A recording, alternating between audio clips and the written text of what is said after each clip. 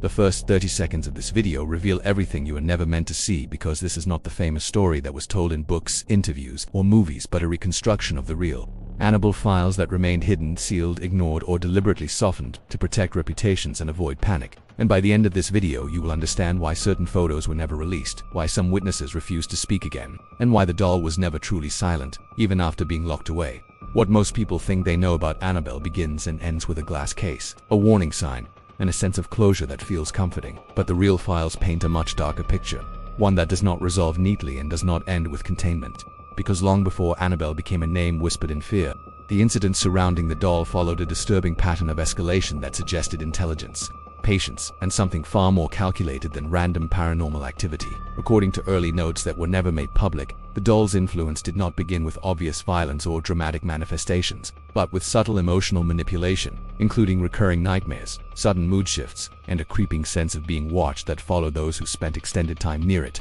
And these effects were so gradual that victims often blamed stress, imagination, or coincidence, which allowed the presence to strengthen without resistance. The Warrens publicly described Annabelle as a conduit rather than the source, yet private record suggests they suspected something more permanent, something anchored deeply to the object itself, because repeated attempts at cleansing rituals produced inconsistent results, and in some cases seemed to provoke stronger reactions, including unexplained scratches, displaced objects, and recorded temperature drops that occurred only when the doll was moved or addressed directly. One of the most disturbing elements hidden from public discussion was the number of secondary witnesses affected after brief exposure, including visitors who were never formally involved in investigations but later reported long-term psychological disturbances, recurring dreams of a faceless figure, and an irrational fear of dolls that developed suddenly and never faded, suggesting that Annabelle's influence did not require prolonged contact to leave a mark. There are references in the files to photographs that were taken and then destroyed, images that purportedly showed subtle changes in the doll's position and expression over time, not dramatic movements, but small inconsistencies that became undeniable when compared side by side. And while skeptics dismissed these as handling errors, the notes indicate that some of these changes occurred in sealed environments where access was impossible.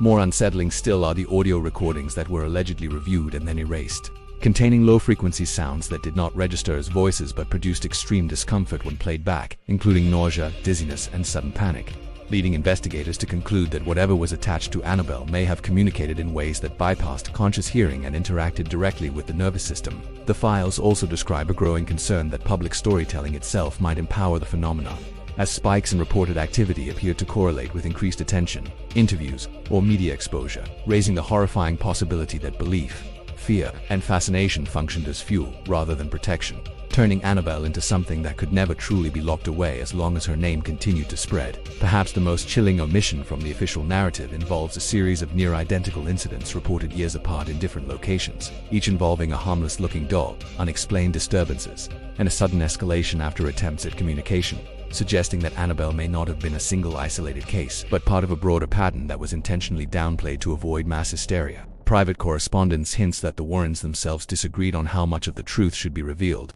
with concerns not only about public fear but about responsibility, because if Annabelle represented a class of phenomena rather than a singular object, then containment was never a solution, only a temporary illusion that allowed the world to feel safe while the underlying threat remained unresolved. One particularly haunting detail involves a note written late at night, describing the doll as responsive, not in the sense of movement or sound, but in timing, as if it reacted to emotional vulnerability, appearing most active during moments of grief, exhaustion, or conflict, reinforcing the theory that the entity attached to Annabelle did not seek chaos randomly, but targeted weakness with intent. Over time, the files grow more fragmented, not because activity diminished, but because documentation became inconsistent, with gaps, missing pages, and references to incidents that were never fully recorded, implying a deliberate decision to stop writing certain things down, possibly out of fear that even acknowledgement carried risk. What makes the real Annabelle files so terrifying is not a single dramatic event, but the cumulative realization that the doll was never meant to be understood, only managed, and even that management was imperfect, reliant on routines, distance, and the hope that attention would eventually fade.